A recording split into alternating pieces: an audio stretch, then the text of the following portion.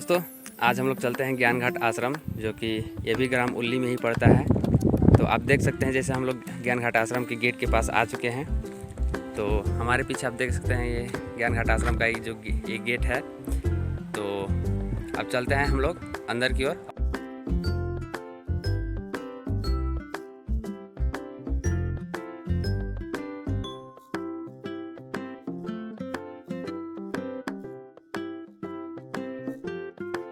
जो कि काफ़ी खूबसूरत नज़ारा यहाँ पे देखने को मिल रहा है। पेड़ पौधे हरे भरे, बीच में सोन नदी, ठंडा ठंडा हवा।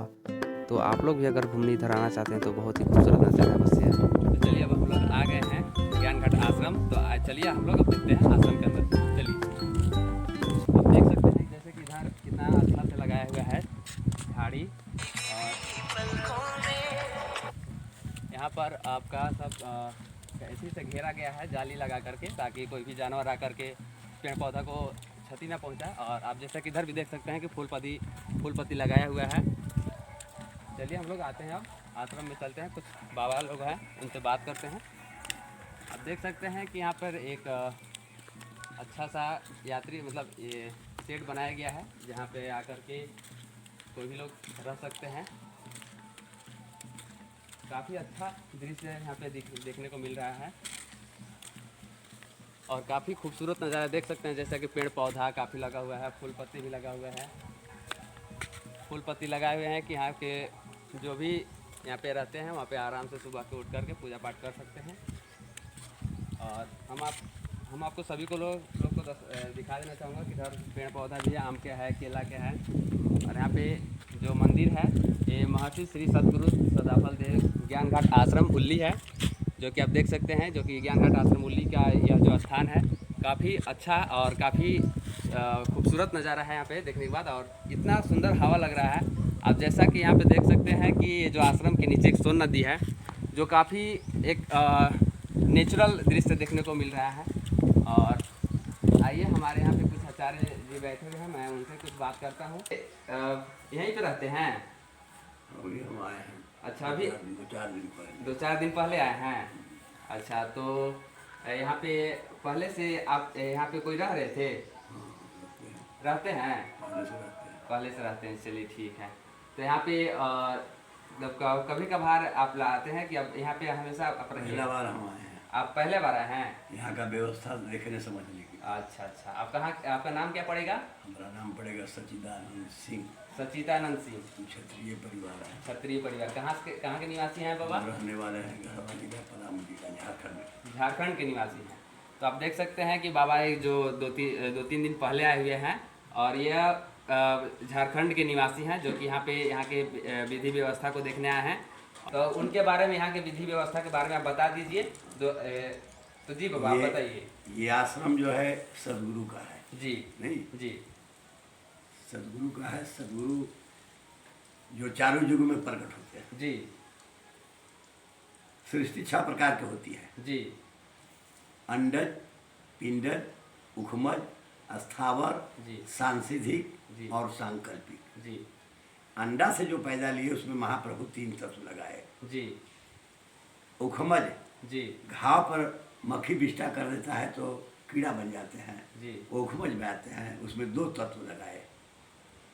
स्थावर पेड़ पौधे स्थावर में आते हैं, जी, उसमें 1 तत्व लगाया गया। जी, हम लोग पिंडज में हैं। जी, गाय भैंस भी पिंडज में है, जी, लेकिन गाय भैंस में 4 तत्व लगा, मानव में 5 तत्व लगा। जी, जी, छिद्र पावक गगन समीरा पंच तत्व अधम शरीरा। जी, जी, मानव सांसिधिक महाप्रभु की तरफ से संसार के भौतिक जीवों को उद्धार करने के लिए सत्पुरुषों का आगमन होता है, जिनको हम सदगुरु के नाम से जानते हैं। जी, ये चारों युग में प्रकट होते हैं। जी, वही कलयुग में कबीर के नाम से पुकारे गए, वही त्रेता में मुनीन्द्र जी के नाम से पुकारे गए, वही द्वापर में करुणाबाई के नाम से पुकारे गए, और वही सतयुग में सुकृत देव के नाम से पुकारे गए। जी, अपरा विद्या अपरा विद्या 2 विद्या संसार में है।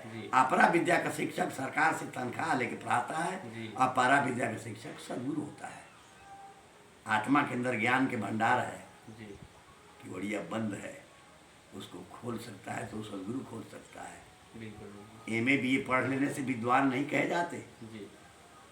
विद्वान उनको कहा जाता है जिनके पास आत्मा का ज्ञान हो। हमारे सदगुरु सदाफल देव जी 20 कला विभूषित है। यहाँ 20 कला बताई जाती है। जल पर आसन लगाना, मृत्यु पर विजय प्राप्त करना, कहाँ की बातों को जान जाना, एक ही रूप को एक जगह दिखा देना, मृतक के शरीर में प्राण डालकर उस शरीर से काम लेना, ये सब योग साधना के द्वारा ही प्राप्त होती है। जी। मन जो है जीव के साथ कई जन्मों से लगा है। मने के चंगुल में फंसकर जीव आवागमन के चक्र में फंसा हुआ है। आत्मा को अहंग हो गया, आ गया मुर्दा के लोक में। ये मुर्दा के लोक में आकर के आत्मा फंस गई।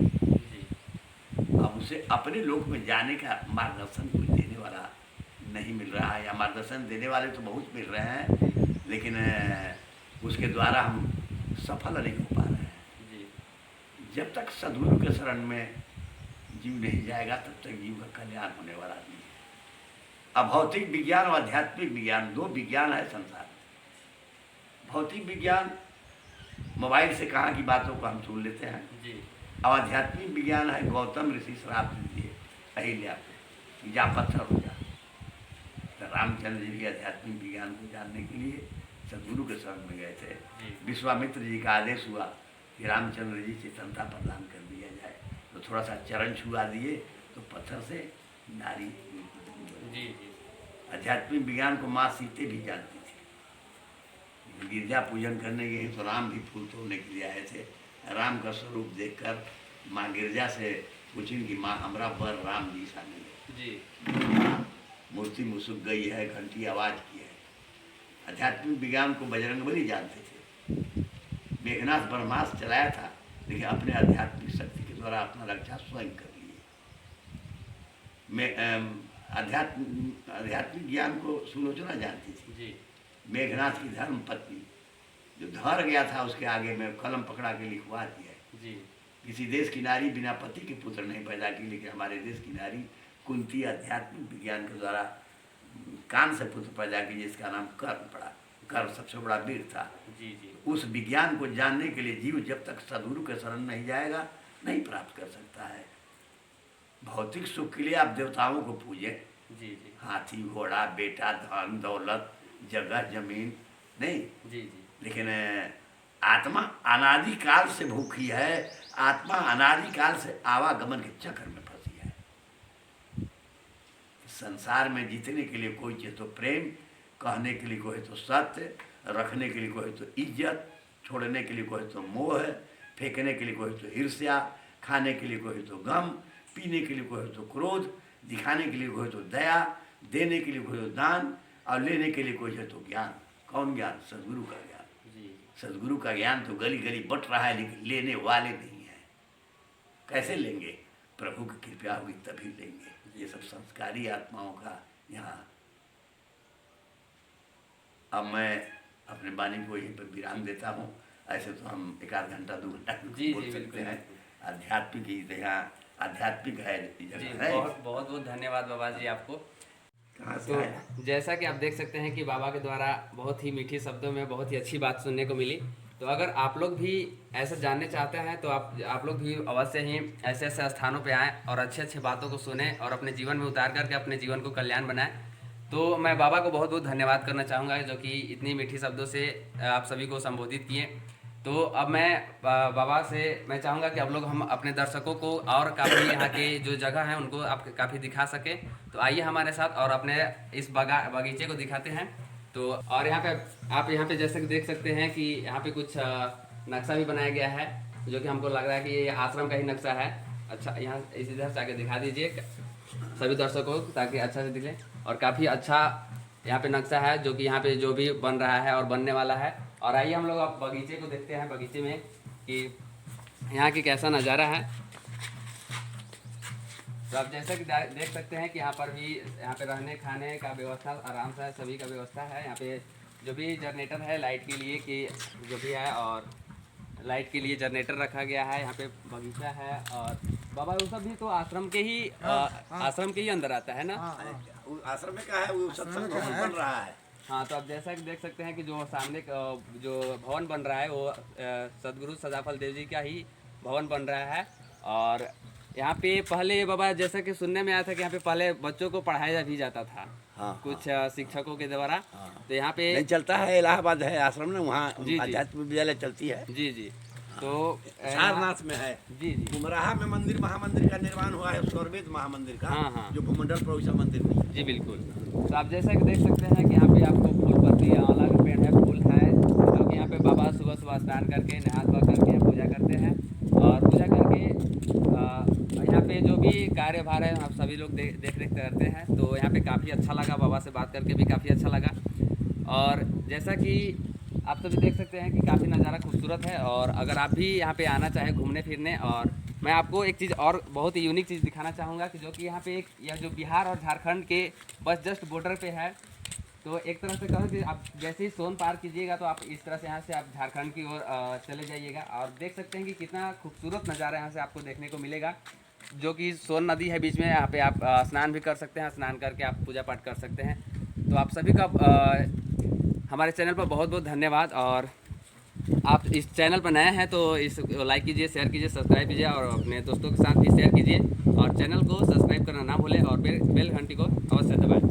तो मिलते हैं अगले वीडियो में। और नेक्स्ट वीडियो आप कहाँ का देखना चाहेंगे आप कमेंट बॉक्स में ज़रूर बताएं। बहुत बहुत धन्यवाद।